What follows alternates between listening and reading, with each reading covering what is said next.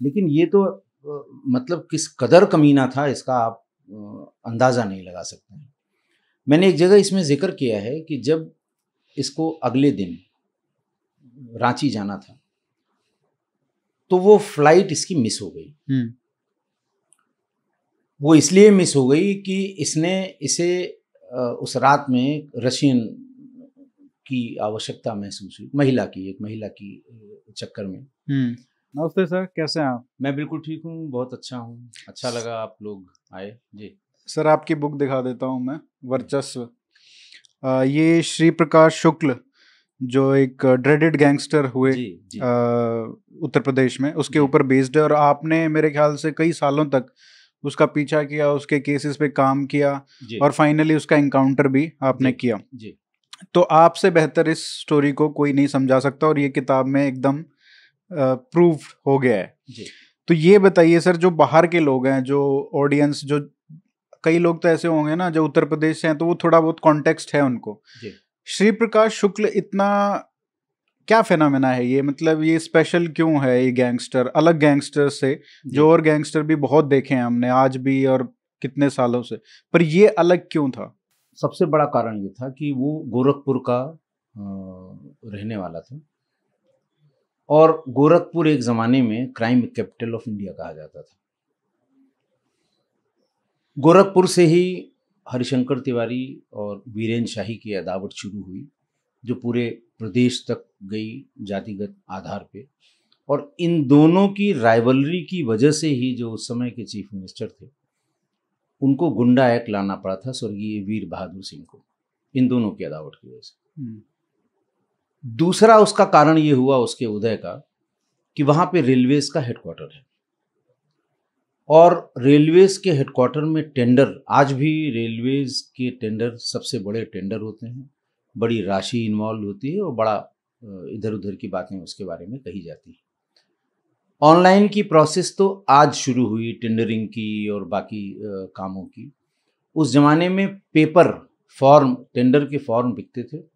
Suppose करिए 200 करोड़ का contract है, उसके फॉर्म बिके, उसके बाद वो टेंडर लोगों ने भरा, फिर वो वहाँ हेडक्वार्टर में सबमिट हुए, फिर उसकी एक डेट आई कि साहब फलां तारीख को खुलेंगे, सारी जिन जिन लोगों ने टेंडर डाला है वो सब उपस्थित होंगे, उनके सामने टेंडर खोला जाएगा, जिसका भी हाईएस्ट या लोएस्ट जो उसकी कंडीशन होगा उसको टेंडर अलॉट कर दिया जाएगा।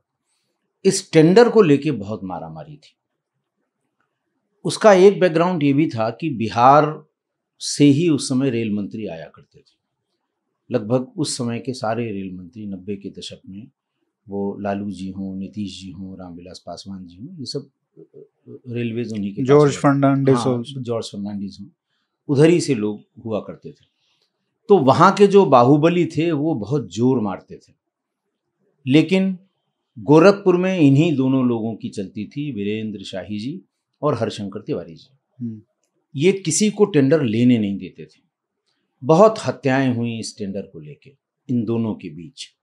तो वहाँ के जो बाहुबली यहाँ आते थे, वो फिर अल्टीमेटली टेंडर इन दोनों में से कोई लेता था और उनको 10% या 20% उनको पे करके तब वो जाते थे काम करने।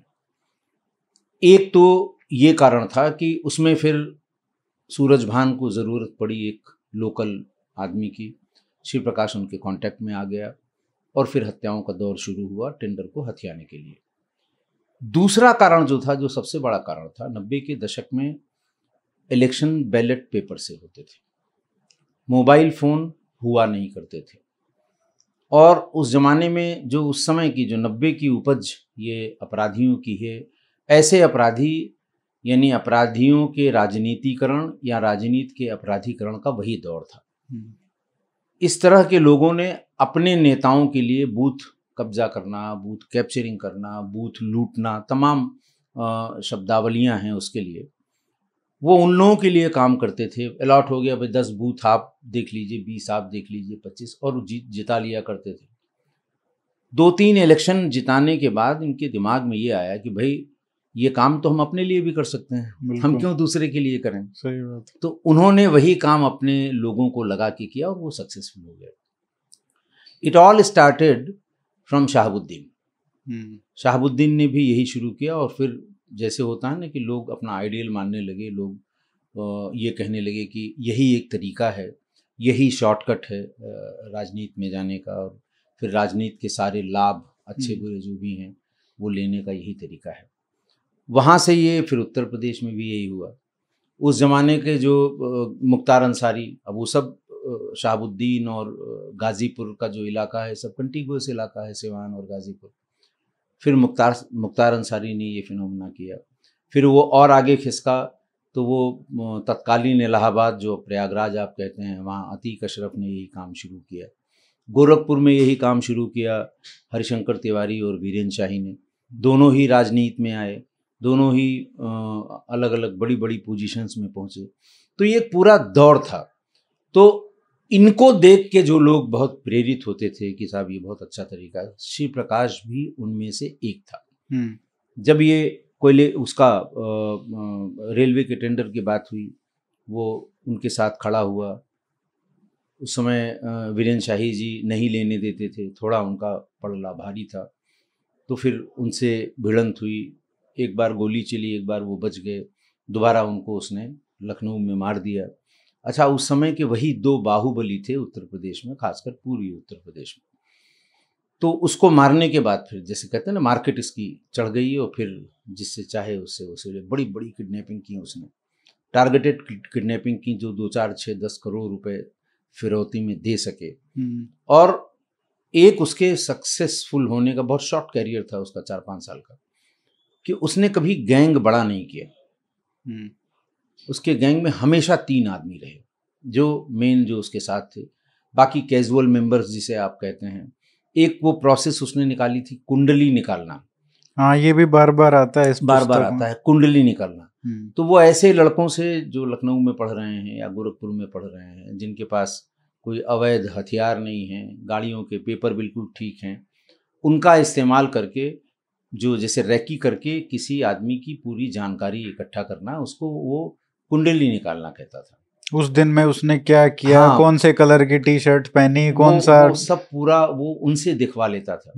इन केस अगर किसी को शक हो जाए या इंटरसेप्ट करे, तो उसके पास ऐसा कुछ नहीं है कि पुलिस या जो पकड़े उसके खिलाफ कोई कार्रवाई कर सके। अपना नाम पता सही बताएगा, उसके पास यूनिवर्सिटी का आइडेंटिटी कार्ड होगा कि साहब हम तो जा रहे थे अपने दोस्त के साथ या मिलने जा रहे थे। तो ऐसे लड़कों का इस्तेमाल करके उसने इंफॉर्मेशन इकट्ठी की, जिसे वो कुंडली निकालना कहता था। और कभी कभी लड़कों ने मान लिया उतनी मेहनत नहीं की कुंडली निकालने में, तो उनसे नाराज़गी भी व्यक्त करता था कि तुम्हारी कुंडली में 9 ग्रह नहीं है तुमने जो है कम मेहनत की है, 9 ग्रह की कुंडली निकाल के लाओ। और जो अच्छी इंफॉर्मेशन देता था उसको शाबाशी भी देता था, और उसके बदले उनको पैसे दिलवाता था। और बहुत अच्छा अमाउंट, मतलब 10-10 हज़ार रुपए भी देता था। 10-10 हज़ार रुपए उस समय के, तो उस समय के 90s के 10 हज़ार रुपए लड़के ने अगर अच्छी इंफॉर्मेशन ला के उसे दी है, तो वो कहता था जाओ फला रेमंड वाले के यहाँ चले जाना, फला मिलेंगे और उनसे कह देना भैया ने भेजा है, वो तुरंत तुमको 10 हज़ार रुपये देते। तो उनके लिए भी दोनों तरफ से फ़ायदा हुआ करता था, और वो उस इंफॉर्मेशन को इमोशनली ब्लैकमेल करने में इस्तेमाल करता था।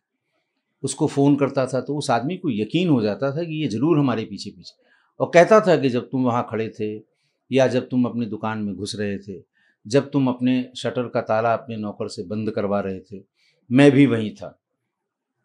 तुम्हारी पेन गिर गई थी, तुमने पेन उठाई थी अपनी। तो अगले को तो बिल्कुल यकीन हो जाएगी कि बोले मैंने तुमसे कहा था नहीं दोगे मार दूंगा, मेरा मन तो हुआ तो मैं मार दूँ। तो इतना सुनने के बाद तो साइकोलॉजिकल वो परेशान हो जाया करता था। सपोज करिए उसने सोचा चलो बहुत व्यापार में इस तरह की बातें होती हैं, लेकिन अगर घर में जिक्र कर दिया उसने तो फिर लोग यही कहते थे भैया दे दो। और फिर जब नाम हो गया फिर तो खाली फ़ोन ही काफ़ी था। फ़ोन उसका आया तो लोगों ने जो उसने कहा वो दे दिया। तो ये सब चीज़ें उसने की, इस तरह से वो यूनिक हुआ। अच्छा, जो टारगेट्स उसने फिक्स किए या टारगेट्स जो उसने चूज़ किए या टारगेट जो उसको मिले वो उसमें सक्सेसफुल हो गया। देखिए सबसे ज़्यादा सक्सेसफुल हुआ वो ब्रिज बिहारी प्रसाद के मर्डर में, जो पटना में हुआ था। मैंने उसका बहुत डिटेल वर्चस्व में लिखा है, तो अगर आप देखिए तो वो सेकंड टॉप मोस्ट लीडर था। आप लालू के खास लालू थे। का बहुत खास था और बड़ी सिक्योरिटी थी उसके पास। 10, 12, 15 तो उसके पास सरकारी गनर्स थे, बाकी उसके प्राइवेट थे। शाम को वो वहाँ पूरा दरबार लगाया करता था और उस बीच में उसको एके से मार देना और फिर उसके बाद क्लेम करना। मैंने इसमें ये भी लिखा है कि वो घटना करने के बाद सामान्य रूप से किसी न किसी प्रेस वाले को फ़ोन करता था। अच्छा, उसको छपास की बीमारी थी, उसे अच्छा लगता था कि मेरा नाम छपे। छपास की हाँ, बीमारी, हाँ, ये अच्छा टर्म है। हाँ, तो उसको छपास की बीमारी थी और जैसे मान लिया कहीं कहीं कन्फ्यूज़न हो गया किसी को, अखबार ने लिख दिया कि साहब ये फलां गैंग होगा, फलां गैंग, तो उसको फ़ोन करके धमकाता भी था कि गलत मत लिखा करो। मैं ही था। नहीं, हाँ, मैं ही था, मैंने ही किया, ऐसे ऐसे हुआ था और गलत लिखोगे तो भुगतने के लिए तैयार हो जाओ। तो एक तरह से जैसे उसने इतना, उसका इतना डर हो गया, मानसिक रूप से लोग उससे इतना परेशान हो गए कि ऐसा दहशत का माहौल चारों तरफ, बिहार में, उत्तर प्रदेश में, दिल्ली में, इन सब जगह जो उसका कार्यक्षेत्र रहा, उसने एकदम से इतने छोटे थोड़े से पीरियड में दहशत फैला दी। बड़े बड़े किडनैपिंग, मूलराज अरोरा और लखनऊ का सबसे बड़ा बिल्डर था, आशा अपार्टमेंट्स उसने कई एक बनाए हैं, उसको हजरतगंज में उसके अपने ऑफिस से उठा ले गया गन पॉइंट पे, उसके लोगों ने उठा लिया और पैसा लिया। के रस्तोगी थे, सोलोमन एंड सोलोमन के जो जो जिस कंपनी के मालिक थे, उनको तो गोली ही मार दी, वो बेचारे उनकी डेथ हो गई। और कुणाल उनका लड़का था, उसको किडनैप करके ले गया। साहसी भी था कि इस किडनैपिंग की डील चल ही रही थी तब वो पटना गया ब्रिजबिहारी और ब्रिजबिहारी प्रसाद को मारा। वहां पे एज अ पेशेंट एडमिट हाँ, होके एडमिट होके और उसने 2-3 दिन लेना, हाँ, उसको एग्जीक्यूट करना, डेयरिंग, वहां पे इतने सारे उसके सुरक्षा में भी लोग थे। बहुत से लोग थे। तो मैं यही कह रहा हूँ कि इसलिए वो सक्सेसफुल हो गया, लेकिन दिमाग में उसके भी यही था कि हम इतना टेरर यहाँ कर देंगे कि कल को हरिशंकर तिवारी भी इलेक्शन नहीं लड़ेंगे। ये तो इसको मार ही दिया था वीरेंद्र शाही को। तो ये सारी लड़ाई जो आपने इसमें पूरी तरीके से डिटेल में बताई भी है, उसके और ये टाइटल भी बताता है वर्चस्व, वो बार बार शब्द यूज करता हाँ, था। खुद भी यूज करता था कि वर्चस्व की लड़ाई में जो आएगा मारा जाएगा। और उसका प्लान वही था, पॉलिटिक्स में जाके, पॉलिटिक्स में जाना, ना सिर्फ उत्तर प्रदेश की पॉलिटिक्स को कंट्रोल करना पर देश की पॉलिटिक्स। देखिए उसने जो प्लान किया था कि सूरजभान से ये कहा कि भाई हमने तुम्हारी भी फील्ड, सूरजभान के लिए भी बहुत सी हत्याएं की उसने और पटना में हत्याएं की, तो उनका तुम्हारी भी फील्ड तैयार है, हमारी भी तैयार है। 15-20 कैंडिडेट, 20 कैंडिडेट हम खड़ा करेंगे, 10-12 आप खड़ा करिए, और अगर हमारे 10 भी जीत के आ जाते हैं, तुम्हारे 4-5 भी जीत के आ जाते हैं, तो उस समय मिली-जुली सरकारों का दौर था, राज्यों में भी और केंद्र में भी, और बूथ लूटने का तो और था ही, बूथ लूटने का था ही था। तो वो हम लोग जो है कहीं न कहीं सरकार में होंगे। पार्लियामेंट का भी इलेक्शन होगा तो हमारे अगर विधायक रहेंगे तो हम सांसद भी बना लेंगे, और हमारे पास 4 सांसद भी हुए तो हम सरकार में शामिल होंगे। ये उसके दिमाग में चलता था। अब चूंकि सूरजभान पॉलिटिकल थे उस समय से ही, तो वो उनसे जो उसने क्यू लिया, उनसे जो आइडिया लिया, उस हिसाब से वो अपने दिमाग को दौड़ा रहा था। इतनी दहशत क्रिएट कर दो कि कल को मेरे खिलाफ कोई नॉमिनेशन ना फाइल करे, पर्चा ना दाखिल करे, और जेल से ही लड़ने की बात। उससे जब ये कहा गया कि तुम सरेंडर क्यों नहीं कर देते, उसने कहा नहीं, सरेंडर नहीं करेंगे, हमको पुलिस पकड़ ले तो हम जाने। बड़ा कॉन्फिडेंस भी उसको रहता था। अच्छा, अब आप ये सोचिए, एक चीज़ का हर जगह जिक्र आता है कि यही वो शख्स है जिसने मुख्यमंत्री को मारने की सुपारी ले ली। वैसे इसने एक जो चैप्टर में पढ़ रहा था शुरुआत में, कम से कम वो मना करता है कि मैं पागल थोड़ी हूँ, हाँ, कि मुख्यमंत्री की सुपारी लूंगा। हाँ, ठीक है। लेकिन ये बात तब जाके खुली। हल्ला देखिए उस समय भी बहुत था कि साहब इसने कल्याण सिंह को मारने की सुपारी ली है, ऐसा किया है, वैसा किया है। और वो उसका कारण क्या था? मतलब उसका कारण ये था कि ब्रह्मदत्त द्विवेदी एक उस समय की बहुत उदयीमान नेता थे, मंत्री थे, जिनके बेटे शायद अब विधायक हैं। हाँ, जिनके बेटे अब विधायक हैं, एक्स आर्मी है, बहुत शरीफ आदमी, बहुत भले आदमी हैं। उनकी माँ भी, उनकी ब्रह्मदत्त द्विवेदी की पत्नी भी पहले विधायक और मंत्री रही हैं। उनकी हत्या के बाद उनकी हत्या हो गई थी ब्रह्मदत्त द्विवेदी की, और कहा यह जाता है कि वो बहुत नज़दीक थे अटल बिहारी वाजपेयी के, और अटल बिहारी वाजपेयी और तत्कालीन मुख्यमंत्री कल्याण सिंह में कुछ मतभेद थे। हल्ला पॉलिटिकल सर्किल में ये होता था कि इनको हटा के शायद ब्रह्मदत्त द्विवेदी को मुख्यमंत्री बनाया जाएगा। ऐसा उस समय के अखबारों में और चर्चाओं में, जो राजनीतिक गलियारों में चर्चाएं होती हैं, उसमें ये कहा जाता रहा है। इसी बीच उनकी हत्या हो गई।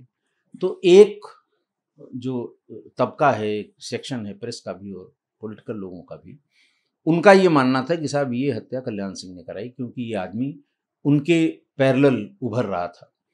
लेकिन ऐसा था नहीं। बात तब क्लियर हुई जब अजय राज शर्मा साहब पहले हमारे एडीजी लॉ एंड ऑर्डर थे, जिनके नेतृत्व में एसटीएफ बनाई गई थी, जिनको एसटीएफ के बनाने का जिम्मा दिया गया था और एसटीएफ को ऑर्गेनाइज करके उन्होंने खड़ा किया, जिसमें शुरुआत में 3-4 अधिकारी थे। अरुण कुमार साहब थे, मैं था, सत्येंद्र सिंह साहब थे, ये 4-5 लोग थे। तो अजय राज शर्मा की किताब उनके रिटायरमेंट के बाद आई, बाइटिंग द बुलेट। उसमें उन्होंने इस बात का जिक्र किया कि उनका ट्रांसफ़र लखनऊ से सीतापुर के ट्रेनिंग कॉलेज में हुआ था।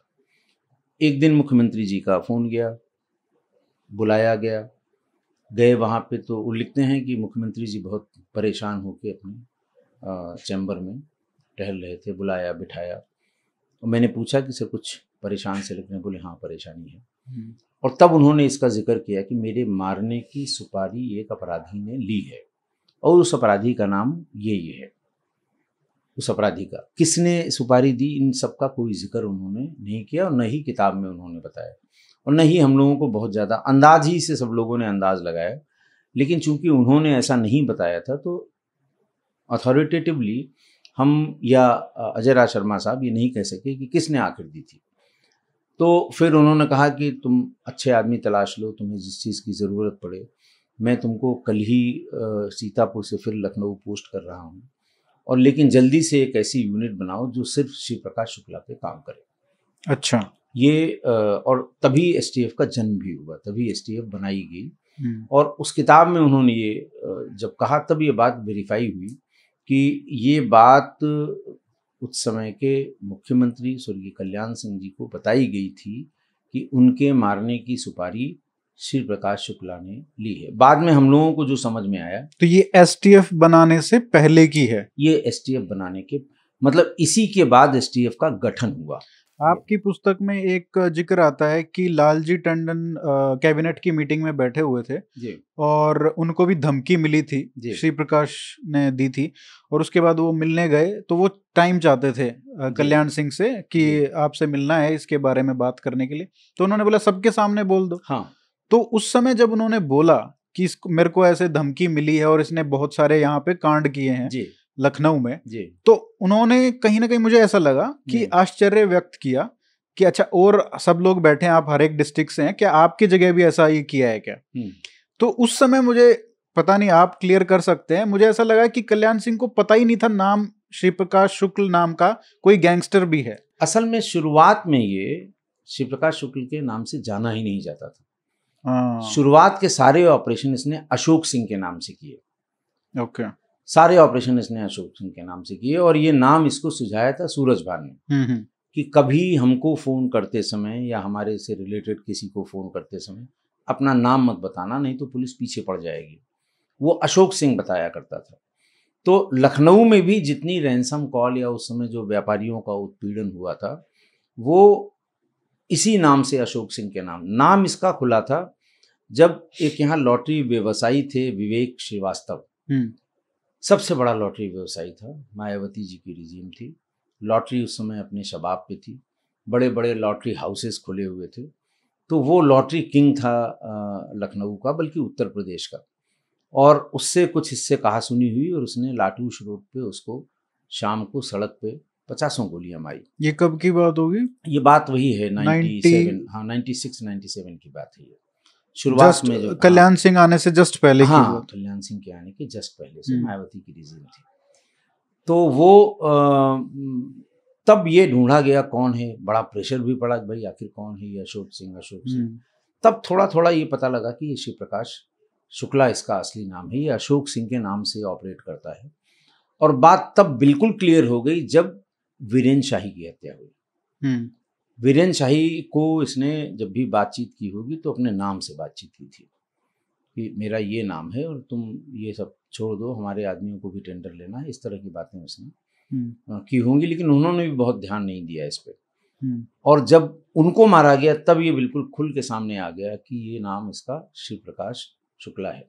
छोटे मोटे लोकल क्राइम में देखिए, इसने क्राइम जो शुरू किया था वो शुरू किया था उस जमाने में हर घर में ये केबिल हुआ करते थे, बहुत बड़ा धंधा था उस और बहुत बड़ा धंधा था ये। जिस जिस जिले में केबिल का संचालन जिस व्यक्ति के हाथ हुआ करता था, वो आपके चैनल को किस नंबर पे दिखाएगा इसके पैसे लेता था, दिखाएगा भी कि नहीं दिखाएगा इसके पैसे लेता था। तो उसमें भी बहुत मर्डर्स हुए थे। तो उस समय गोरखपुर में जो केबल ऑपरेटर थे, कोई व्यापारी ही था, वो उसने जो कनेक्शन बांटे, अब देखना सब चाहते थे। कहीं शुरुआत में वो 100 रुपये महीने था, फिर 200 महीने हुआ, फिर जब 300 रुपये महीने लेंगे, जब ये धंधा जोर पकड़ने लगा तो 300 रुपये महीने लेने लगे। कोई दबंग आदमी है, उसने कहा हम नहीं देते, काट के दिखाओ। बड़ा सब जगह ये होता है कि जो थोड़ा सा मजबूत है वो कहता हम तो नहीं देते, ले लो तो जाने। तो ऐसे लोगों से वसूली के लिए उन्होंने भी गुंडे पाल रखे। खाली ये गोरखपुर में नहीं, पूरे प्रदेश में, पूरे देश में बल्कि गुंडे पाले अपने कनेक्शन का पैसा वसूलने के लिए। और ये कहा कि ठीक है भाई, तुम पैसा हमारा 100 कनेक्शन का लिए के अगर आते हो तो 10 कनेक्शन के पैसे तुम्हारे। कहीं परसेंट कर दिया, कहीं कनेक्शन कर दिया। तो ये बड़ा अच्छा धंधा हो गया। जो लड़के कोई काम नहीं कर रहे थे, यूनिवर्सिटी के थे, थोड़े से रंगबाज थे, थोड़े कट्टा वट्टा रख लेते थे, तो उनको ये धंधा बहुत सूट करता था कि खाली धमका के हमें उसका किराया ही लेना, और एक दिन में अगर हम 25-30 लोगों से ये किराया वसूल पाए तो आराम से हमें 1000-2000 रुपये मिल जाएंगे, हमारा काम चल जाएगा। तो ऐसे वहाँ अलग अलग इलाकों के लिए अलग अलग बदमाश केबल ऑपरेटर ने उनको ठेका दे दिया कि तुम वसूल के लाओ। इसके दिमाग में शिव प्रकाश क्या है कि यार ये बहुत बढ़िया धंधा है। इसने एक एक करके मारना शुरू किया और कुल 8 हत्याएं की। अल्टीमेटली अपने आदमी को उसने इसका वो ठेका दिलवा दिया। जिन लोगों ने रजिस्ट किया उनको मार दिया, जिसमें दुबे बंधुओं का मर्डर बड़ा फेमस है।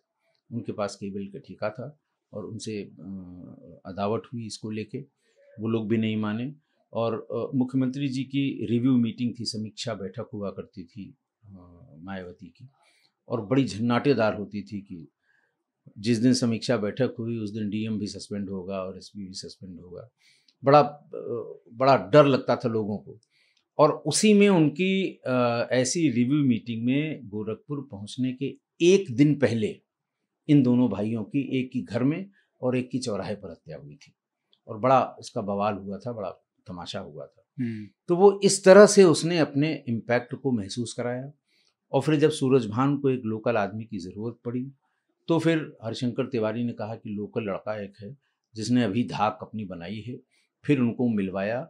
सबका टारगेट था कि वीरेन शाही को इस टेंडर से, रेलवे के टेंडर से बाहर का रास्ता दिखाया जाए बाय एनी मीन्स, चाहे जो करना पड़े। तो इस सिलसिले में सभी इकट्ठा हुए और फिर इन लोगों ने, फिर वो बिहार में भी सूरजभान के लिए काम किया, फिर यहाँ अपने लिए काम किया, फिर पैसे के लिए काम किया।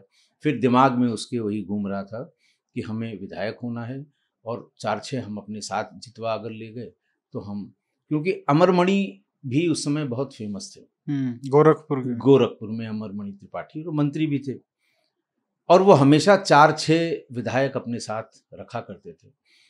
और उस जमाने में उनको किंग मेकर कहते थे कि जिस सरकार में वो 8-10 विधायक लेके शामिल हो गए उसने सरकार बनाई। उस समय वही चल रहा था, उस समय चल रहा था, वही ट्रेंड चल रहा था।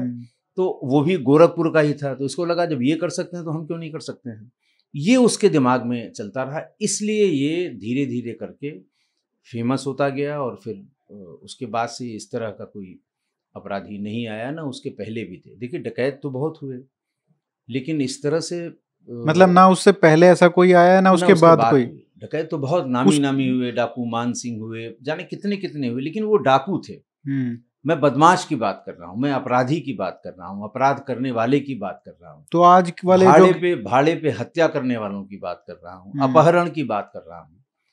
तो ये पहले नहीं थे। क्या वो रूथलेसनेस, नो रिग्रेट्स, उस टाइप की जो मेंटेलिटी थी, हाँ, वो उसको खतरनाक बनाती थी? वो उसको खतरनाक बनाती थी। जो मतलब अगर कोई फैमिली का भी है उसका, उसको भी मार देगा अगर उसने इन्फॉर्मेशन दी तो। हाँ, इसने उसके कोई इमोशनल कोई कनेक्शन नहीं था। कोई कनेक्शन नहीं था। देखिए, जो काम 1-2 गोली में हो जाता है, उसके लिए 150 गोलियां मारना, 200 गोलियां मारना, तो आपके दिमाग में या सामान्य आदमी के दिमाग में है कि 200 गोली मारने का क्या मतलब है, मर तो वो 2 ही गोली में गया, क्यों 200 गोलियां मारी? तो वो वही है, एक धमक पैदा करना, एक डर पैदा करना, एक भय पैदा करना कि अगले से फिर अगर मैं फ़ोन करूं और कहूं कि पैसा दे दो, तो फिर वो अब की बार सोचे नहीं इसके बारे में कि हमें देना है कि नहीं देना है। ये उसके जो उसका मोडस ऑपरेंडी था, उसने उसको स्पेसिफिक बना दिया। मतलब कुछ ना कुछ, कितना भी आपने तो 70 मेरे ख्याल से एनकाउंटर किए हैं जो ऑफिशियली हैं, किसी ना किसी में आपने थोड़ी बहुत इंसानियत देखी, पर इस आदमी में कुछ भी नहीं था। नहीं, कुछ नहीं है। आप देखिए डकैतों की हिस्ट्री, अगर आप देखिए डकैत पॉपुलर क्यों हुए? रूथलेस थे वो भी बड़े निर्मम थे, वो भी बड़ी नृशंस हत्याएं करते थे, लाइन से लोगों को गांव से निकाल के लाइन से खड़ा करके गोलियों से भून देते थे। लेकिन सबके साथ ये किस्सा भी जुड़ा हुआ है कि गरीब लड़कियों की शादी कराते थे। किसी लड़की की शादी की सूचना भर मिले, अपने आदमी भेज के उसको पैसा भिजवा देते थे। तो अगर एक गांव में किसी एक व्यक्ति को किसी एक डाकू ने, जैसे निर्भय गुजर ले लीजिए आप, निर्भय गुजर से रूथलेस रीसेंट पास्ट में कोई डकैत नहीं हुआ चंबल में, लेकिन उसके साथ भी ये था कि उसे पता लग गया कि साहब ये पहले हमारा कैजुअल मेंबर था, इसकी बेटी की शादी है, तो तुरंत किसी पकड़ से पैसा लिया, 50,000 रुपये उसके यहाँ भिजवा दिया, किसी गरीब के यहाँ। अच्छा, जो पुराने डाकू मान सिंह का जैसे बहुत जिक्र होता है, तमाम चंबल के बड़े डकैतों की बड़ी बड़ी हिस्ट्री है, उन सब के साथ ही किस्से जुड़े हुए हैं कि फलां की मदद कर दी, फलां की मदद कर दी, फलां कुछ ना कुछ रिडीमिंग क्वालिटी किसी में है, रहती है। वो देखिए स्ट्रेटेजिकली रहती है कि इसकी मदद किए रहेंगे तो कल कम से कम ये हमारी मुखबिरी नहीं करेगा, या हमारी मुखबिरी कौन कर रहा है ये हमको बता देगा। कारण उसके पीछे चाहे जो हो, लेकिन वो मदद किया करते थे। इतना निर्मम कोई नहीं था, मुझे नहीं कभी कोई मिला जिसकी इसने मदद की हो। अच्छा। कभी किसी की पैसे से मदद की हो, कभी किसी का इलाज करा दिया हो, वो बहुत नीडी है, उसके घर में किसी की तबीयत खराब है, कभी नहीं, नेवर। पैसा, सिर्फ पैसा, और वही जिसको कहते हैं छपास का रोग, लोग जाने कि मुझसे ज़्यादा पावरफुल कोई नहीं है, किसी दूसरे को पैसा देने का मतलब नहीं है पैसा हमको दें, और जिसने हमको पैसा दे के हमसे सुरक्षा मांग ली है उसको कोई तंग करेगा, उसको भी मारेगा। एक जैसे वो कहते हैं ना कि मार्केटिंग की एक जो ट्रिक्स होती हैं, ये उसने अपनी मार्केटिंग की इस ट्रिक से, नेगेटिव मार्केटिंग। हाँ, तो ये इस वजह से वो थोड़े ही समय में इतना सक्सेसफुल हुआ। सर, आपने बुक में जो बहुत अच्छी बात लिखी है कि जो क्रिमिनलाइजेशन ऑफ पॉलिटिक्स हुआ, उसके दो, और उसका जो अंत जो हुआ, कम से कम जो कम हुआ वो चीज़, उसके दो कारण थे। एक तो मोबाइल आ गया और एक ईवीएम आ गया जी। जब आप देखते हैं आज के समय में जो डिमांड हो रही है कि बैलेट को वापस लेके आओ, और ईवीएम में तो खराबी है, आजकल के जो बच्चे हैं जिन्होंने बहुत सारा पास्ट का जो हिस्ट्री है वो नहीं देखा है, आप उस जमाने में रहे हो, आपने जिया है उसको, आपके हिसाब से आपको कैसे महसूस होता है जब ये ईवीएम और बैलेट वाली बात होती है? देखिए, मैं अपनी जनरेशन को बहुत सौभाग्यशाली मानता हूँ, अपने को बहुत सौभाग्यशाली मानता हूँ, इसलिए कि मैंने अपनी पुलिसिंग में वो दौर भी देखा है 90 का, और अपनी ही पुलिसिंग में साइबर क्राइम का भी दौर देखा है। हमारी ही इस लेंथ ऑफ सर्विस में जब हम पोल से तार निकाल के और तंबू लगा के और कन्वर्सेशन सुनते थे, जो लैंडलाइन वाले फोन, जब लैंडलाइन वाले फ़ोन, क्योंकि मोबाइल तो था नहीं, वो कन्वर्सेशन सुनते थे। और एक आज है कि आप चैट भी इंटरसेप्ट कर ले रहे हैं, चैट भी रिकवर कर ले रहे हैं, कोई दो लोग मोबाइल से बात कर रहे हैं तो उसको पैरेलल पे सुन भी रहे हैं। ये दोनों दौर देखा और अपनी आँखों के सामने देखा आंखों के सामने उसको गुजरते हुए, रेंगते हुए और ऊपर चढ़ते हुए देखा। जो राजनीति के अपराधीकरण और अपराध के राजनीतिकरण के 80 और 90 के दशक में जो हुआ, आप किसी भी ऐसे अपराधी को जो राजनीति में बहुत ऊपर है इस समय, या ऐसे राजनीतिज्ञ को जिसने अपराध का रास्ता ले लिया या अख्तियार कर लिया, आप उसकी क्रिमिनल हिस्ट्री देखिए। उसकी पूरी क्रिमिनल हिस्ट्री 90 के दशक की होगी, पूरी क्रिमिनल हिस्ट्री। और मोबाइल नहीं था, उसकी वजह से बड़े फायदे थे। देखिए, मुख्तार और अतीक, इन लोगों की अगर आप क्रिमिनल हिस्ट्री देखेंगे, 30-30, 40-40 मुकदमे हत्या के हैं, लेकिन सजा कभी नहीं हुई। अतीक को सजा अभी हुई, 3-4 साल पहले सजा होना शुरू हुई।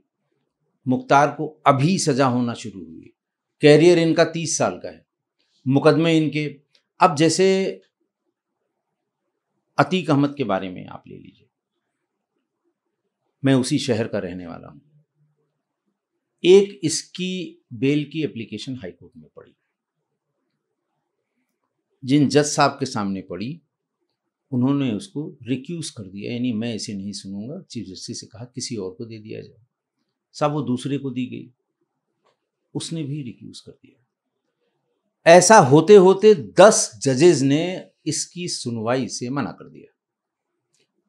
आमतौर पर रिक्यूज वहां किया जाता है कि साहब मेरे रिश्तेदार हैं या मैं इनको रिमोटली जानता हूं, मेरे ऊपर आरोप लगेंगे, इसलिए लिहाजा साहब इसको कर दिया जाए। लेकिन 10 हाईकोर्ट के जजेस तो ऐसा नहीं करेंगे। अल्टीमेटली 11वें ने सुना और उसको जमानत दे दी।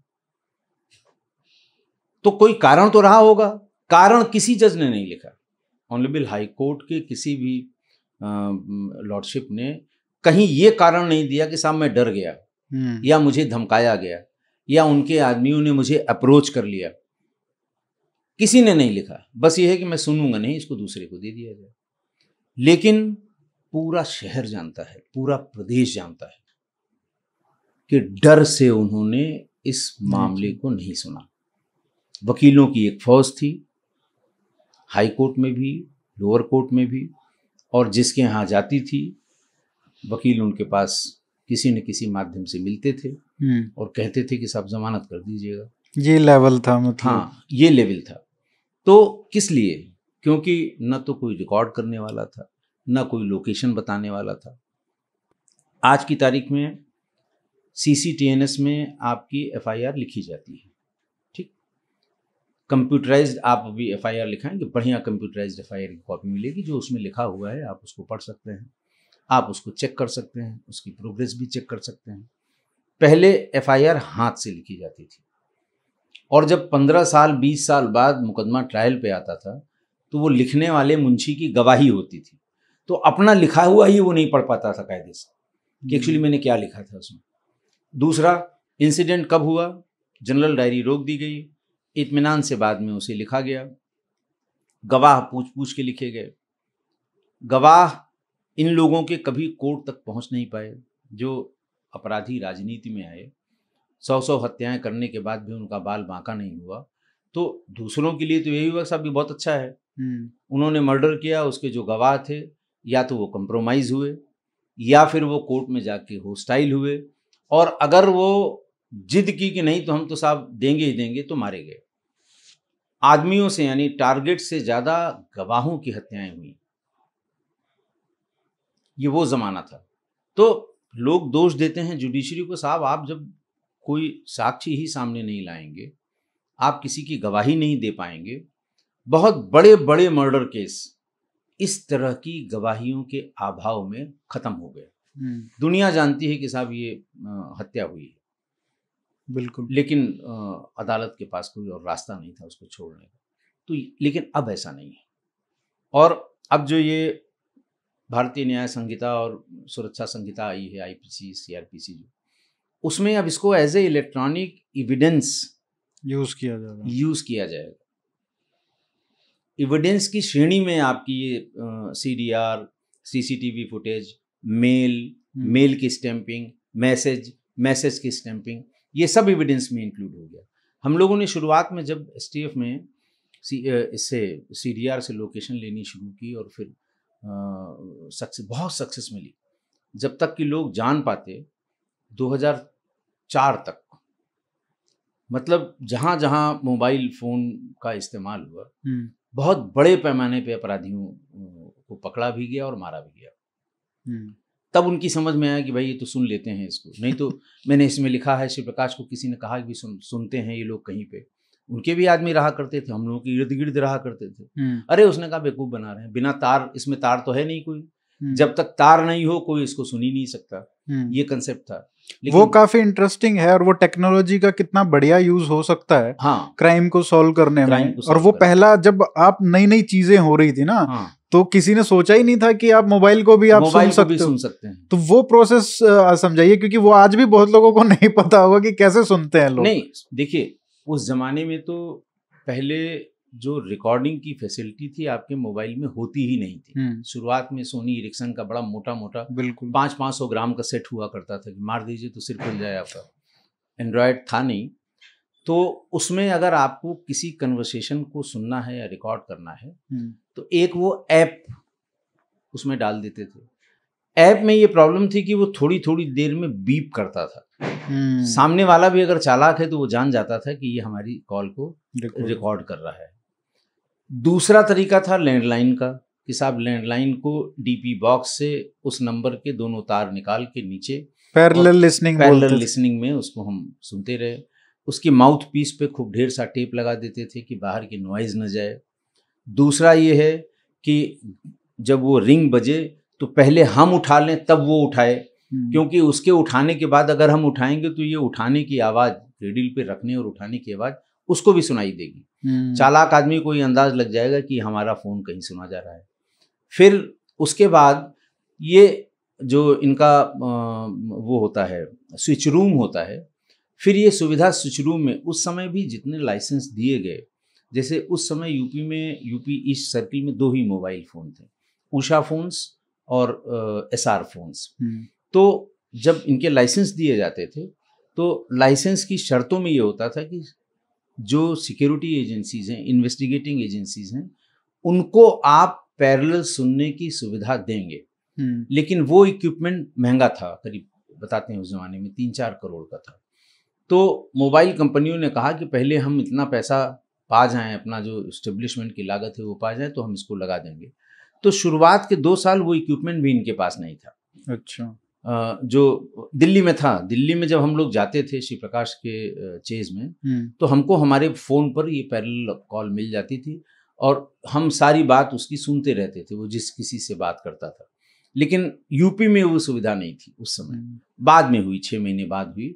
अब तो सब जगह हो गई, छोटा स्टेट हो बड़ा स्टेट हो, सब जगह पैरेलल। दुरुपयोग भी इसका हुआ और फिर इसके लिए तमाम रेगुलेशन इसमें निकाले गए। इसमें टेलीफोन एक्ट में तमाम प्राविधान किए गए। 6 महीने से अधिक आप रिकॉर्डेड कॉल को नहीं रख सकते हैं। उसमें होम सिक्योरिटी के परमिशन के बिना आपको वो देगा ही नहीं पैरेलल में लिसनिंग करने के लिए जो मोबाइल ऑपरेटर है।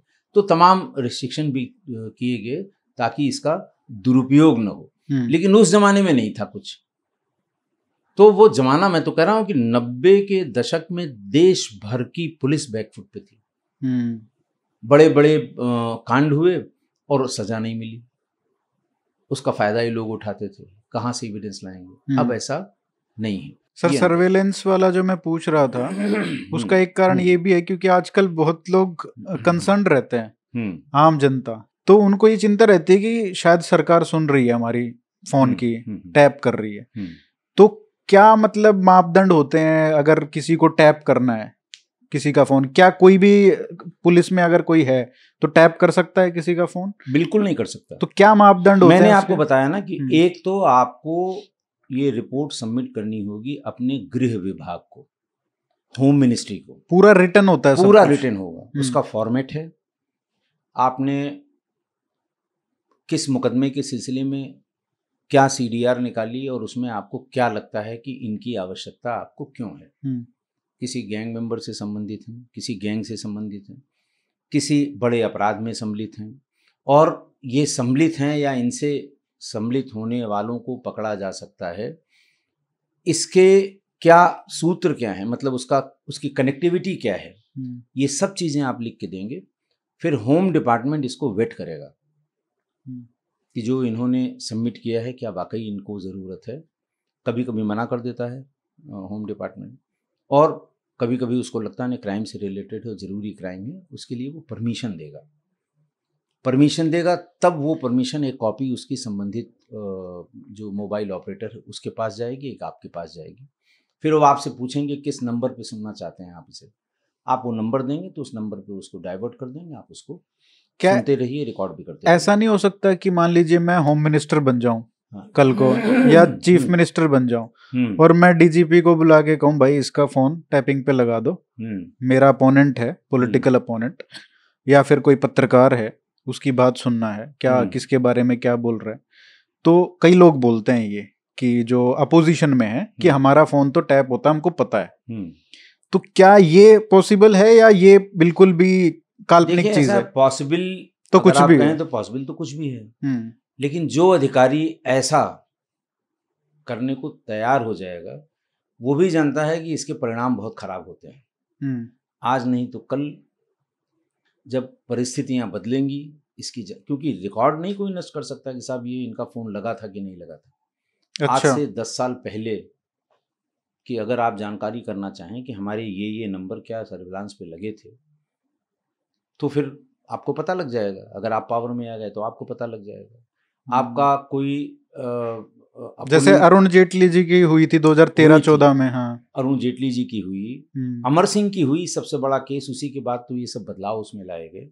अमर सिंह की नहीं हुई थी, बिल्कुल तमाम बहुत कई सीरीज उसकी जारी की गई थी, उनकी जो टेप्स थे, उनके टेप्स थे।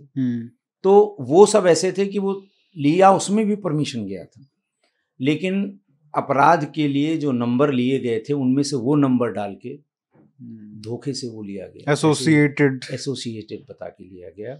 और सामान्य रूप से इस तरह के नंबरों का जो नाम जिसके नाम चढ़ा, अब तो वो उस जमाने में तो नहीं मांगते थे, अब वो कस्टमर एप्लीकेशन फॉर्म भी मांगते हैं। यानी जिसका आप लगवाना चाह रहे हैं उसका कैफ क्या है, CAF कस्टमर एप्लीकेशन फॉर्म, किसके नाम से रजिस्टर्ड है, उसने इसके लिए कौन सा एड्रेस प्रूफ इस्तेमाल किया है, ये सब भी मांगा जाता है। तो चेक्स एंड बैलेंसेस के बहुत हैं, लेकिन फिर भी अगर कोई करना चाहे तो करे और परिणाम के लिए भी तैयार रहे। एक सबसे बड़ा वेपन जो श्री प्रकाश शुक्ल के सक्सेस में काम आया वो AK-47 था जी। और उस समय AK-47 मिड 90s में मतलब बहुत रेयरेस्ट ऑफ रेयर वेपन था इंडिया में गैंगस्टर्स के पास होना। जी। आपने अपनी पुस्तक में भी बताया किस तरीके से जब आपने एक AK-47 जब्त की RK मिश्रा जी के मर्डर के बाद, तो उसके बाद CBI जो जांच कर रही थी, सिंह के मर्डर के बाद, हाँ जी, तो उसके बाद पुरुलिया आर्म्स ड्रॉप केस था, उसमें जो AK-47 थी वही इनके पास मिली थी।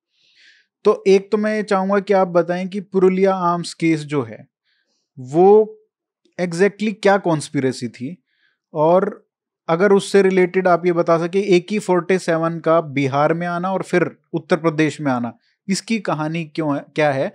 क्योंकि वो एक बहुत बड़ा फैक्टर है कि उसको सक्सेस मिली और वो पुलिस भी उसको पकड़ नहीं पाती थी, या शायद मुठभेड़ में भी वो भारी पड़ता था क्योंकि पुलिस के पास भी उतने सोफिस्टिकेटेड वेपन्स नहीं थे उस समय। देखिए, पुरुलिया आर्म्स ड्रॉप केस बड़ा फेमस केस है। एक किम डेवी शायद उसका नाम है जो इसका, या डेनमार्क वाले नाम मुझे बिल्कुल एग्जैक्ट याद नहीं है। तो ये एक प्लेन में ढेर सारे शस्त्र अस्त्र, जिसमें ग्रेनेड भी थे, AK-47 भी थी, रिवॉल्वर भी थी, एक उन्होंने उस पर प्लेन में उसको लाद लिया। उसको आनंद मार्ग के हेडक्वार्टर, बड़ा भारी कैंपस था वेस्ट बंगाल में, वहाँ उसको गिराना था। अब ये क्यों हुआ, कैसे, CBI ने बहुत डिटेल में इसमें विवेचना की, बहुत लंबी विवेचना की, और गिराते समय वो जगह गलत हो गई। वो उसके 4 से 10 किलोमीटर इधर उधर जंगलों में गिर पड़ी। जब वो उसके एमुनिशन के पैकेट्स और AK-47 हथियार गिरे तो वहाँ के रहने वाले लोकल लोगों के हाथ लग गए, हल्ला मचा।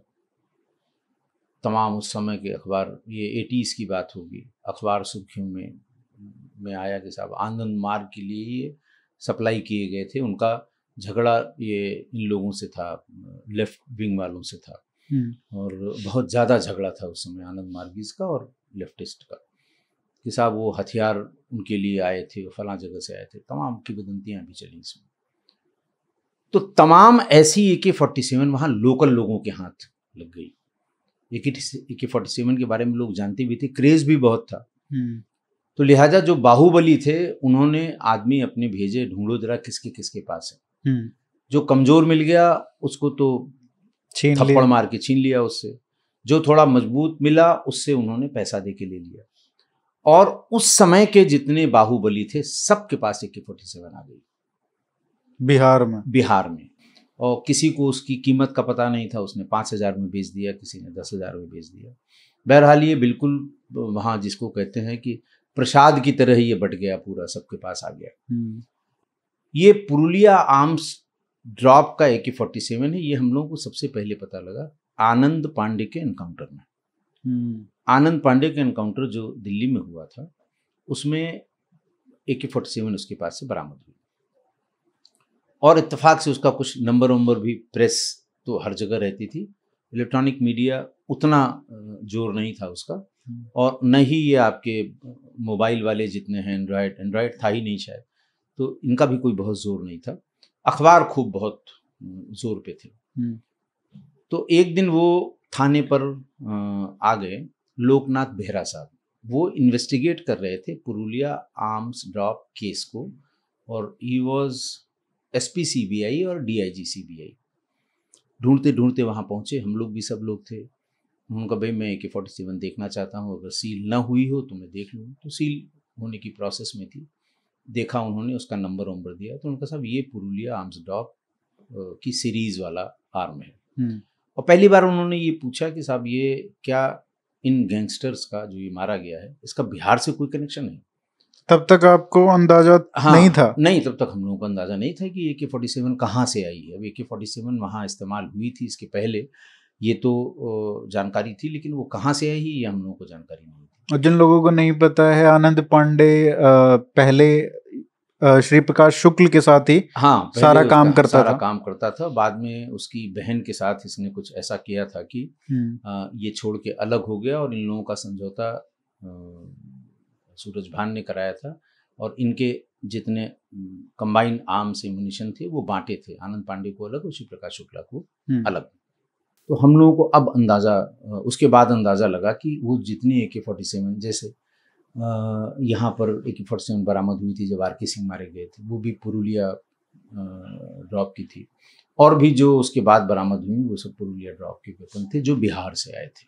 सबसे इम्पोर्टेंट जो चीज़ है इस गैंगस्टर का, आपने जो चरित्र दिखाया है, बहुत लोग जिस डिटेल में दिखाया है, मतलब वो बात करना बहुत जरूरी है, क्योंकि जब हम गैंगस्टर की बात करते हैं, हम बोलते हैं कि ये निडर था और ये बहुत रूथलेस था, तो कहीं ना कहीं वो थोड़ा सा ग्लैमराइज्ड वर्जन आ जाता है। तो मैं चाहूंगा कि वो थोड़ा आप इसका ये जो करेक्टर वाला पार्ट है उस पर थोड़ा डिस्कस करें।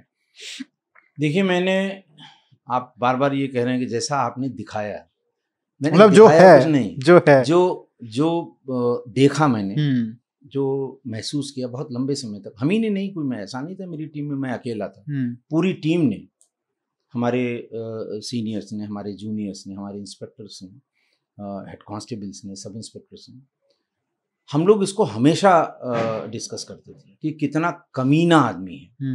हम लोग इसके लिए उसका वर्ड कमीना। देखिए, मैं फिर बराबर कहता हूँ कि डकैतों का तो फिर भी कुछ चरित्र हुआ करता था, जैसा हम लोग तो उस ज़माने में नहीं थे, लेकिन जैसा हमें साहित्य में, उस ज़माने के पुलिस अधिकारियों में, इनसे जो सुनने को मिलता है। लेकिन ये तो मतलब किस कदर कमीना था इसका आप अंदाज़ा नहीं लगा सकते हैं।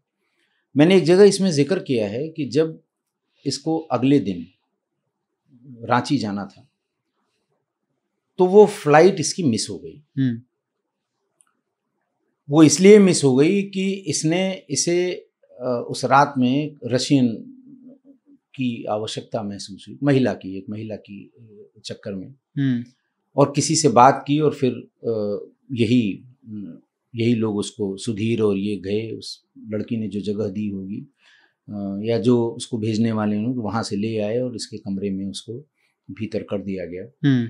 और फिर देर हो गई, बहुत भोर में शायद उसको ये लोग दोनों उसके बाकी के जो गैंग मेंबर्स थे वो उसको लड़की को वापस उसकी जगह पे छोड़ के आए। फिर उसके बाद ये सो गया और दोनों ये दरवाज़ा पीटते रहे लेकिन नहीं उठा और फाइनली वो फ्लाइट मिस हो गई। और वो फ्लाइट मिस हुई, वो हमारे लिए बहुत अच्छा हुआ क्योंकि हम पैरेलल पे सुनते रहे कि वो फ्लाइट मिस हो गई। फिर किस दिन का उसको उसने चेंज कराने की कोशिश की, चेंज नहीं हुआ, तो फिर किस तारीख का उसने टिकट लिया, उसके बाद उसको कहाँ जाना था, और उसी प्रोसेस के दरमियान हम लोग उससे हम लोगों का एनकाउंटर हुआ। तो इस मामले में ये बहुत ही गंदा था। आनंद से उसका बिगाड़ ही सिर्फ इसलिए हुआ कि मोबाइल फ़ोन थे नहीं, नेपाल में ये सब एक जगह एक होटल में रुके हुए थे, पीसीओ पे जाके बात करनी थी। ये गया पीसीओ पर और आनंद की बहन से बात किया। इत्तेफाक से इसको भी कहीं बात करनी होगी। वो ज़माना ऐसा था कि जब आप पीसीओ पे जाइए तो पीसीओ वाला नंबर ज़रूर नोट करता था कि आपने किस नंबर पे बात की है और कितने मिनट बात की है, उसका पैसा कितना हुआ। और पीसीओ थे बाकी, और चौराहे गली कूचों में पीसीओ लगे हुए थे। वही बातचीत का जरिया था। लैंडलाइन फ़ोन थे, मोबाइल उस ज़माने में थे नहीं। इत्तेफाक से 2-3-4 घंटे बाद आनंद को भी किसी से बात करने की ज़रूरत महसूस हुई और इत्तेफाक ये कि उसी पीसीओ पर पहुंच गया। तो रजिस्टर पे जब वो जो नंबर नोट कर रहा था, किस नंबर से बात की गई, तो इसकी निगाह पड़ी लैंडलाइन नंबर की अपने घर के। तो उसने पूछा कि भाई ये कौन कर गया है। जो हुलिया उसने बताया तो इसकी समझ में आ गया कि श्री प्रकाश ही। उस दिन से जब वो टेलीफोन करने के लिए निकलता था होटल से तो ये पीछा कर लेता था और फाइनली उसको पता लग गया कि मेरी बहन के चक्कर में है ये, और फिर वहीं से वो भाग के चला आया। फिर सूरज भान ने मध्यस्थता की और फिर दोनों अलग अलग हो गए। फिर यहाँ लखनऊ में जो किराए का मकान उसने लिया, जो उसका बहुत लेविश मकान लिया, ज़्यादा किराए का मकान लिया, तो मकान मालिक ने कहा कि साहब हम फैमिली को देते हैं, हम आपको मतलब खाली लोगों को वैसे नहीं दे पाएंगे। उनका नहीं साहब, हम फैमिली के साथ रहेंगे। उसका भी मैंने जिक्र किया है। कानपुर की एक लड़की है, नाम लेना तो उचित नहीं है, इसमें है, मैंने नाम भी दिया है।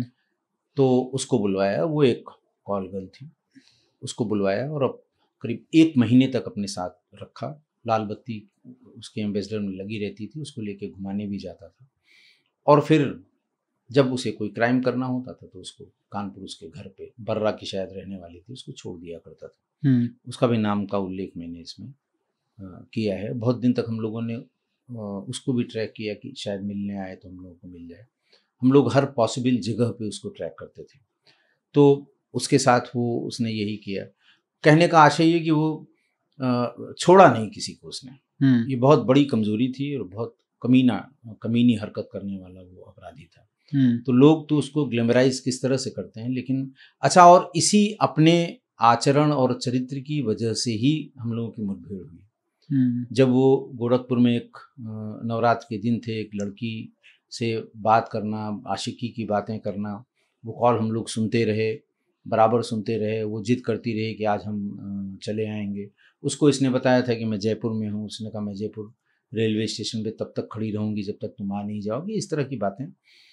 तो वो उसका ज़्यादा समय इन सब में, इन कमीनी हरकतों में रहा है, जबकि पुराने बदमाशों का और पुराने डकैतों का, पुराने बहुत जो इस्टेब्लिश्ड इतिहास में जो आप पढ़ेंगे इस तरह के बड़े अपराधियों को, तो उनका अपना एक वो हुआ करता था। तो ग्लैमर वही आपने जो बताया ना कि इधर से गोली मारी, उधर से गोली मारी, और यूथ ने देखा कि भाई इससे तो डेयरिंग कोई है नहीं, लेकिन उसके इस पक्ष को लोग नहीं जानते थे। और ये देखे कि किस तरीके से स्कूलों के बाहर जब बच्चों का जाने का समय होता था, जो छोटे बच्चे जाते थे स्कूलों में, उनके बाहर खड़ा हो जाता था सुबह सुबह, और जो माएँ छोड़ने आती थी बच्चों को, उनको ताड़ने के लिए खड़ा रहता था सुबह स्कूलों के बाहर, अलग अलग स्कूलों के बाहर। और आप लोगों को लगता था कि ये कोई किडनैपिंग करने के लिए, किसी बच्चे का किडनैपिंग करने के लिए शायद ये आ रहा है। आ रहा है। मैंने इसमें बहुत उसका स्पष्ट उल्लेख किया है। और उसके साथ उस समय और भी जो लोग थे जिनसे हम लोगों ने बाद में इंटरोगेट किया कि भाई ये स्कूलों के बाहर ये किसकी किडनैप, उसने कहा सब कहीं नहीं, ये कहता था कि लड़की की जब शादी हो जाए और बच्चे हो जाएं तो उसको ये लगता है कि अब मैं शादीशुदा हूँ, मुझे कोई देखेगा नहीं। वो और बन ठन के और उस तरह से आती है, ज़्यादा शो ऑफ करती है, और वो सबसे आसान शिकार हुआ करता था, ये वर्ड इस्तेमाल करता था वो। मैंने इसमें उसका बड़ा स्पष्ट उल्लेख किया है। तो वो कोशिश ये करता था कि इस तरह की, जिसका पहला इशू है, मान लिया वो प्ले स्कूल में 3 साल का होगा या 4 साल का, तो बच्चे के फादर कहीं नौकरी कर रहे होंगे या बिजनेस में जाते हैं, तो छोड़ने के लिए तो हो सकता है फादर जाते हैं, लेकिन लेने के लिए ज़्यादातर मदर्स जाती हैं, माएँ जाती हैं। तो ये उनको ताड़ा करता था, और उसके पीछे की फिलॉसफी उसकी ये थी।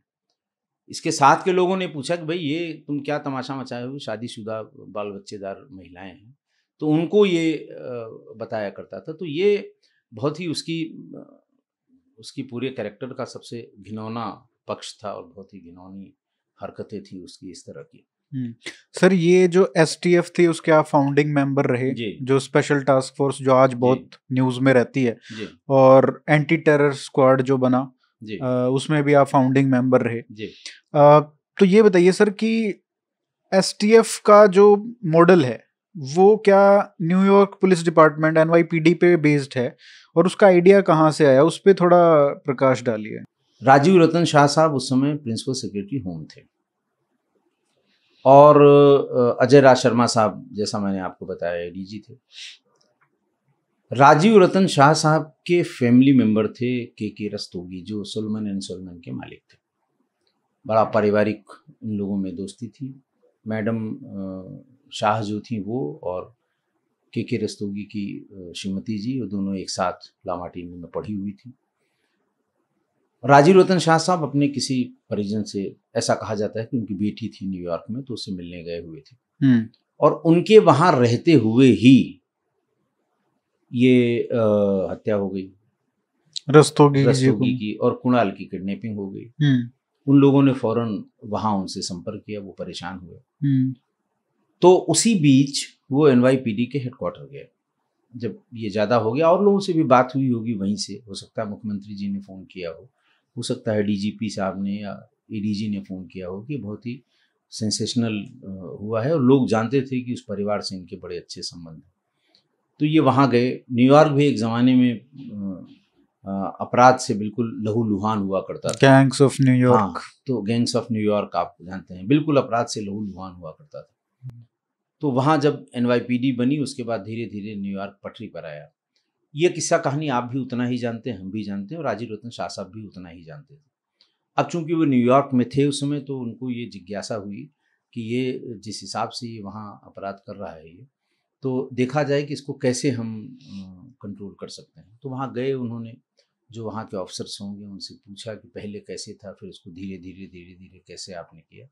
तो एक वो अपने हाथ से लिख के 1.5 पन्ने का वो ले आए थे, और वो उन्होंने यहाँ सबमिट किया। लेकिन करने की जिम्मेदारी पूरी कि उसको कैसे इम्प्लीमेंट किया जाएगा, वो अजय राज शर्मा साहब की थी। और उन्होंने बड़ी, जैसे अजय राज शर्मा ने कहा कि साहब हाँ ठीक है, हम ऐसी यूनिट बनाएंगे, लेकिन हम 35 साल से नीचे के लड़के रखेंगे।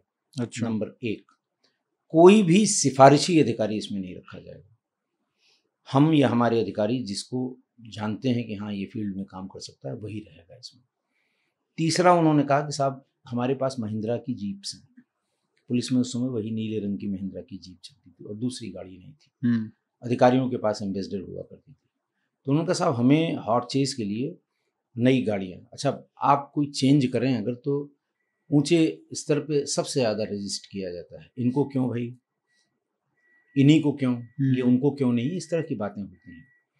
तब ये कहा गया कि नहीं साहब, इनको जो है, उस समय की सबसे अच्छी गाड़ी थी टाटा सुमो गोल्ड, नई गाड़ियाँ आई थी, उसमें ज़्यादा आदमी भी बैठ सकते थे, और रफ्तार भी उसकी बहुत अच्छी थी, और जैसे 4-6 आदमियों को एक साथ कहीं जाना हो, तो फिर अजय राज शर्मा साहब ने कहा साहब हमें टाटा सुमो आप देंगे, तभी हम इसमें काम कर पाएंगे। तो खैर सरकार ने टाटा सुमो भी दी, उनके पसंद के अधिकारी दिए, हम लोग उसी समय, और बहुत कम लोग थे उस समय, कुल 17 लोग वो थे जब हम लोगों ने अच्छा, STF हाँ, में STF जब बनी थी कुल 17 लोग थे जब हम लोगों ने इसका पीछा शुरू किया। तो ये सच है क्या? क्या ये सिर्फ इसी को पकड़ने के लिए बनी थी? केवल एक टारगेट के लिए, सिर्फ एक बंदे के लिए, केवल एक बंदे, और अब ये इंस्टीट्यूशन बन गया। अब ये इंस्टीट्यूशन बन गया। देखिए, ये भी एक अपने आप में इतिहास है कि उत्तर प्रदेश या देश के इतिहास में किसी एक क्रिमिनल के लिए कोई एक यूनिट बनाई गई हो। देखिए, वीरप्पन के लिए बनाई गई, लेकिन उसमें कई स्टेट की पुलिस शामिल थी, लेकिन हम लोगों की बहुत बात बनाई गई और टाइम लिमिट थी उसकी। STF का गठन सिर्फ 6 महीने के लिए किया गया था, सिर्फ 6 महीने के लिए किया गया था, और 6 महीने के भीतर ही श्री प्रकाश और उसके पूरे गैंग का सफाया हो गया। फिर इसको 6 महीने के लिए बढ़ाया गया, फिर इसको 6 महीने के लिए बढ़ाया गया। तो ये क्या 6 महीने की किस्तों पे चल रही है? शुरू में ये 6 महीनों की किस्तों में चली, बाद में ये हुआ कि नहीं, इसने एस्टेब्लिश कर लिया है, और देश के तमाम राज्यों ने इसी मॉडल को अपनाया। मध्य प्रदेश और वेस्ट बंगाल में STF जब बननी थी, उनके अधिकारी यहाँ आए, वो यहाँ से सब जो रिलेवेंट पेपर्स हैं वो ले गए और इसको बनाया, तब फिर इसको एक इंस्टीट्यूशन, अब तो खैर STF है, क्योंकि उसका नाम ही ये था कि ये स्पेशल टास्क है, उसके लिए फोर्स है। लेकिन अब तो आप देखिए कि GST वाले भी STF रखते हैं अपनी, इनकम टैक्स की भी अपनी STF है, लेकिन उस जमाने में STF सिर्फ एक ही हुआ करती थी, स्पेशल टास्क फोर्स। सर, इस पुस्तक में वर्चस्व में तो श्री प्रकाश शुक्ल के बारे में है। आज ही आपकी एक नई पुस्तक आई है, बता दूं मैं इसमें, बैज एंड द बुलेट। तो इसमें नया क्या है? मतलब बैज एंड द बुलेट में क्या है? बैजेस एंड बुलेट में जो नई बात है, इसमें तो सिर्फ श्री प्रकाश की बात है। जो मैंने टेरर पे काम किया, जो मैंने फेक करेंसी नोट्स पे काम किया, जो ISI के एजेंट्स पे काम किया, हमने अपनी सर्विस में जो ऐसे काम किए जो सामान्य उस समय की परिस्थितियों में बड़े कठिन काम थे, उनका सबका समावेश इसमें किया है। आपका सबसे proud moment apart from this, ये एनकाउंटर के अलावा टेररिज्म वाले फील्ड में अगर आप बता सकें, तो सबसे प्राउड वाला मोमेंट क्या था? प्राउडेस्ट अचीवमेंट ATS के लिए, उत्तर प्रदेश के ATS के लिए जो सबसे बड़ा है कि उत्तर प्रदेश की ATS को ही ये श्रेय जाता है कि इंडियन मुजाहिदीन को, जो जिसका मॉड्यूल आजमगढ़ से शुरू हुआ, उसका पता लगाना और इंडियन मुजाहिदीन को जड़ से समाप्त करने का श्रेय उत्तर प्रदेश की ATS को ही जाता है। और टेरर की जो फील्ड में हम लोगों ने काम किया, एक एनकाउंटर और मैंने किया था, सालार दक्षिण भारत का लश्कर-ए-तोयबा का चीफ था, और एजेंसीज बहुत परेशान थी उसको लेके, और उसको हम लोगों ने जिस दिन बनारस में ब्लास्ट हुआ था दशाश्वमेध में, उससे एक दिन पहले, उसी दिन संभवतः उसके एक दिन बाद, सालार का यहीं लखनऊ में ही उससे मुठभेड़ हुई थी। उसके पास भी बहुत सोफिस्टिकेटेड वेपन्स थे। तो उस समय तो हम लोगों को नहीं पता लगा कि कौन आदमी है, लेकिन उसके मारे जाने के बाद फिर जब एजेंसीज ने बताया कि साहब ये पूरे नॉर्थ इंडिया में लश्कर के ऑपरेशंस को ऑर्गेनाइज करना और उसको एग्जीक्यूट कराना, ये उसका काम था। तो उस समय वो पहला ऐसा एनकाउंटर था जिससे हम लोगों को उसका भी बहुत प्राउड फील होता है, कितना बड़ा आतंकवादी।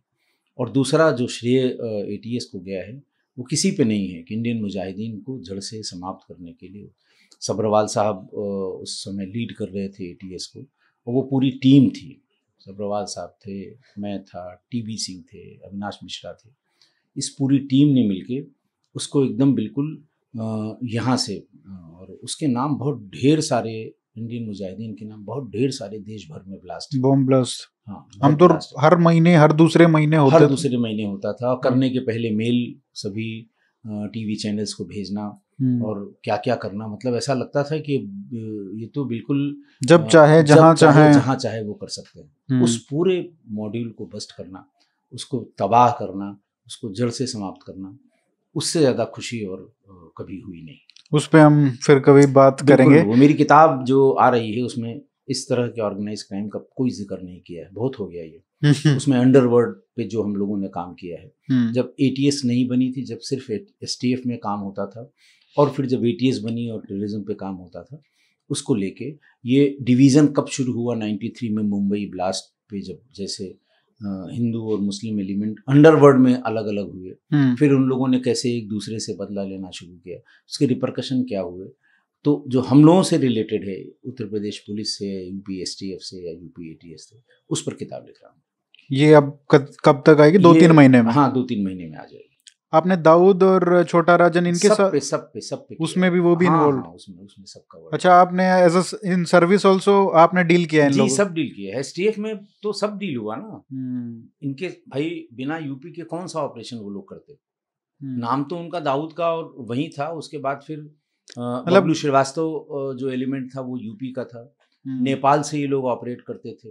फिर जब इनमें डिवीज़न हुआ तो बहुत ढेर सारे, अब जैसे गुलशन कुमार की हत्या जिसने की थी वो यहीं लखनऊ का लड़का था, बाद में इसकी 5 पीसेज में बॉडी मिली नेपाल के पास।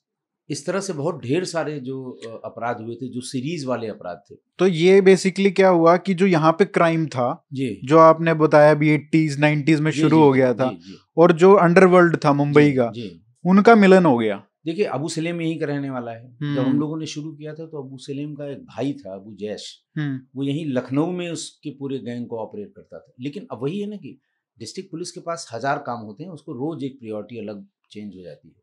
यूनिट्स बनने के बाद तब इन पे ध्यान आदमी का गया, फिर इन पे धीरे धीरे काम होना शुरू हुआ, तो फिर बहुत ढेर सारा काम हुआ, बहुत ढेर सारा काम हुआ। बट उसका बेसिस जो था, जो रिक्रूटमेंट ग्राउंड बना, ये जो ग्राउंड वर्कर्स तैयार हुए यहाँ पे, बेसिकली आप कह सकते हैं जो टेक्निकल टर्म है जिहादीज, उनका बेसिस है वो बाबरी मस्जिद का गिरना और फिर 93 के जो बॉम्ब ब्लास्ट हुए, हाँ, उसमें है। हाँ, उसी से उनको सबसे ज्यादा रिक्रूटमेंट मिला उत्तर प्रदेश से, उसी से। तो उसी समय वो एक्टिविटी भी शुरू हुई, तभी यूपी पुलिस के या एसटीएफ और एटीएस की जानकारी में आई, तब हम लोगों ने उस पर काम करना शुरू। सर, बहुत जबरदस्त काम रहा है आपका और बहुत अच्छी पुस्तक लिखी है। Thank you for your service to our country. और ये बुक लिखने के लिए भी मैं चाहूँगा कि सब लोग इसको पढ़ें, दोनों बुक्स को, और तीसरी जल्दी आ रही है, तो हम फिर शीघ्र मिलेंगे sir. Thank you so much, आपने इतना टाइम दिया। बहुत बहुत धन्यवाद आपका, बहुत धन्यवाद। नमस्ते सर। आपका भी धन्यवाद कि आप लोग, आपने भी समय निकाला, बुलाया मुझे, यहाँ तक आए। बहुत बहुत धन्यवाद। Our pleasure sir, thank you.